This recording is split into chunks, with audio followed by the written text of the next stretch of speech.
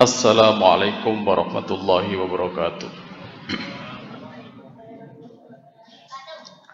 Alhamdulillahilladzi arsala rasulahu bil huda wa dinil haqq liyudhhirahu 'alad dini kullih walau karihal kafirun. Asyhadu an la ilaha illallah wahdahu la syarikalah wa asyhadu anna Muhammadan 'abduhu wa rasuluhu la nabiyya ba'da. Allahumma salli ala Muhammad wa ala alihi wa ashabihi wa sallam. Wa qala ta'ala fi kitabihil karim, a'udzu billahi minasy syaithanir rajim. Ya ayyuhalladzina amanu taqullaha haqqa tuqatih wa la tamutunna illa wa antum muslimun. Jamaah rahimakumullah, ada perubahan waktu nggih? Biasanya kultumnya setelah tarawih, ini setelah isya, agar punya kesempatan yang memilih qiyamul lail tengah malam bisa melaksanakan. Jamaah rahimakumullah, kultum kali ini saya diberikan tema yaitu Islam rahmatan lil alamin. Apa itu? Di dalam surat Al-Ahzab ayat 40, Allah Ta'ala berfirman, a'udzu billahi minasyaitonir rajim. Ma kana Muhammadun aba ahadim mir rijalikum walakin Rasulullah wa khataman nabiyyin wa kana Allahu bikulli syai'in alima. Muhammad itu bukanlah bapak dari seseorang di antara kamu, tetapi dia adalah utusan Allah dan penutup para nabi. Dan Allah Maha mengetahui segala sesuatu. Ayat ini menerangkan kepada kita semua bahwa Rasulullah Muhammad SAW adalah penutup para nabi. Maka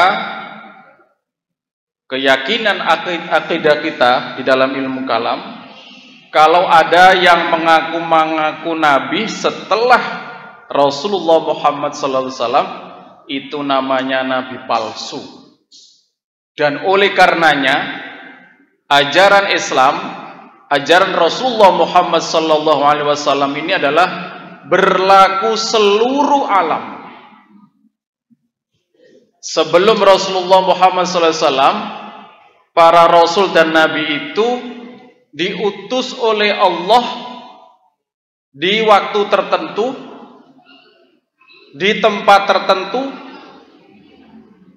Jadi tidak kemudian seperti Rasulullah Muhammad SAW yang itu adalah berlaku seluruh alam. Bahkan kita tahu Rasulullah Muhammad SAW juga berdakwah kepada makhluknya Allah yang bernama jin. Nah, jamaah rahimakumullah, maka kemudian Allah Ta'ala memberikan petunjuk untuk kita semuanya dalam melaksanakan segala aktivitas ini, karena ini berlakunya adalah universal. Maka kemudian Allah menurunkan Al-Quran. Al-Quran ini mengatur seluruh kehidupan umat manusia. Di sana sudah lengkap sampai selengkap-lengkapnya. Dan di dalam Al-Quran tidak satu pun ada perintah atau ajaran yang meragukan. Dzalikal kitabu la raiba fih. Ini adalah kitab yang di dalamnya tidak ada keraguannya. Kalau kita ada keterbatasan itu karena memang keterbatasan kita. Maka sahabat Ali radhiyallahu anhu mengatakan, wa hadza al-Qur'an innama huwa khattun mastur baina daffatain la yantiqu innama yatakallamu bihi ar-rijal. Dan Al-Quran tidak lain hanyalah teks tertulis yang diapit dua sampul. Al-Quran tidak bisa bicara sendiri. Manusialah yang berbicara melaluinya. Jadi kita yang menggali dan kita yang berdialog di situ. Jamaah rahimakumullah.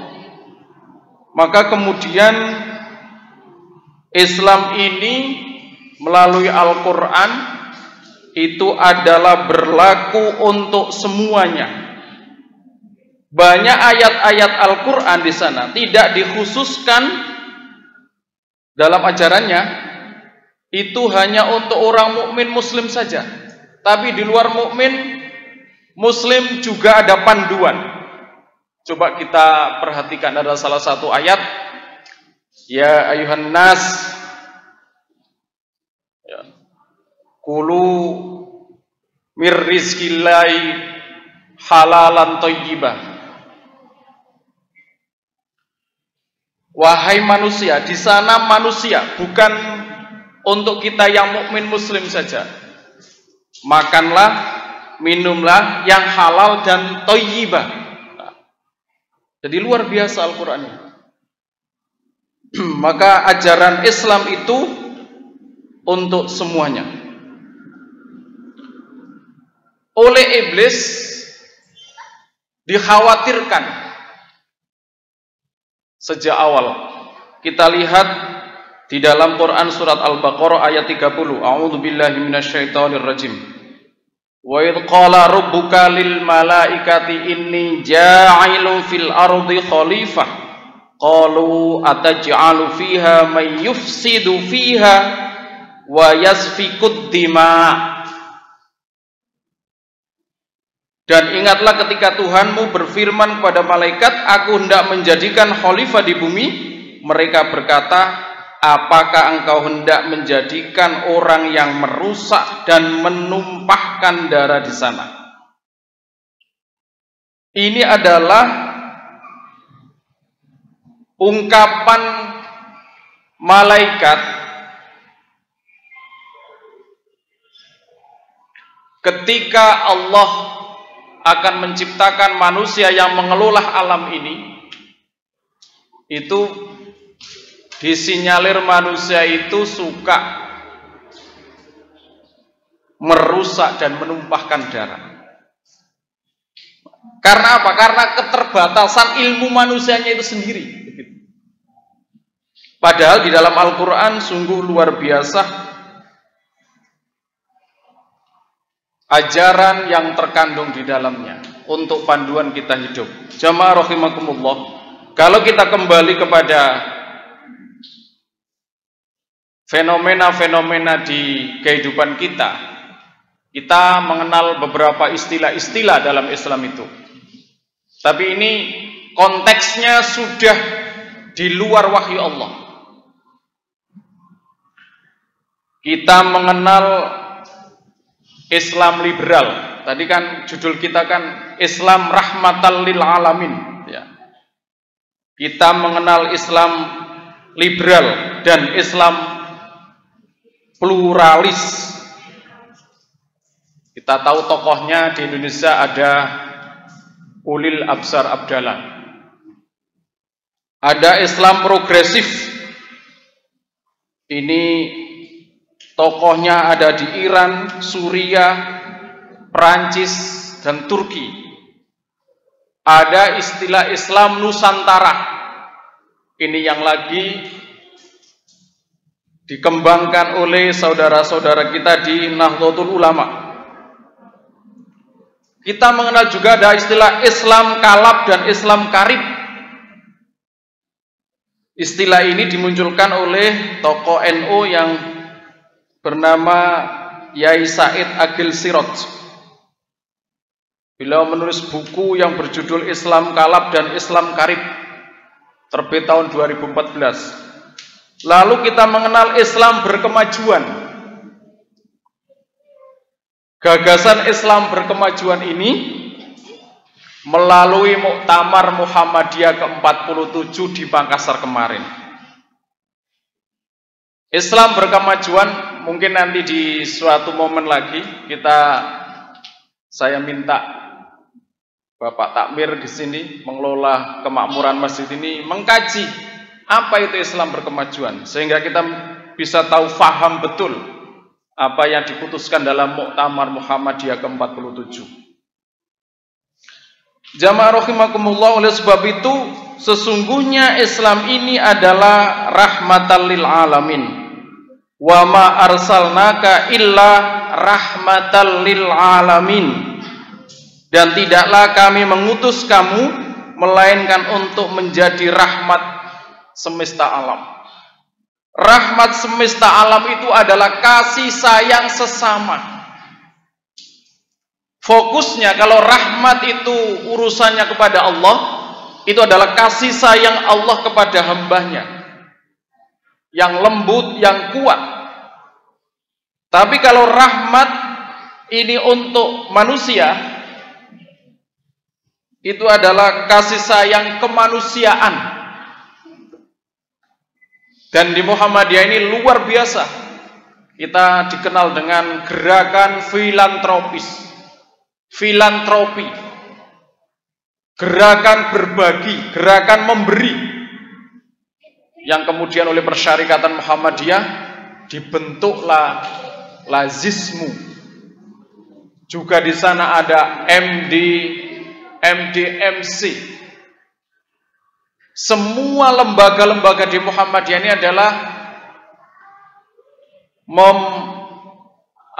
menerjemahkan ayat-ayat Allah yang di dalam Al-Quran itu dalam gerakan yang nyata yang bisa dirasakan oleh masyarakat. Dan gerakan filantropinya Muhammadiyah itu bukan untuk warga Muhammadiyah saja, tapi adalah untuk keumatan, menembus batas baik agama, negara maupun tempat yang lain, karena didasari oleh perintah-perintah Allah untuk memberikan kasih sayang sesama hamba Allah ini. Demikian yang bisa saya sampaikan dalam kultum kali ini. Mudah-mudahan dengan pemahaman kita bahwa Islam rahmatan lil alamin itu adalah Islam yang memberikan kasih sayang kepada seluruh makhluk Allah.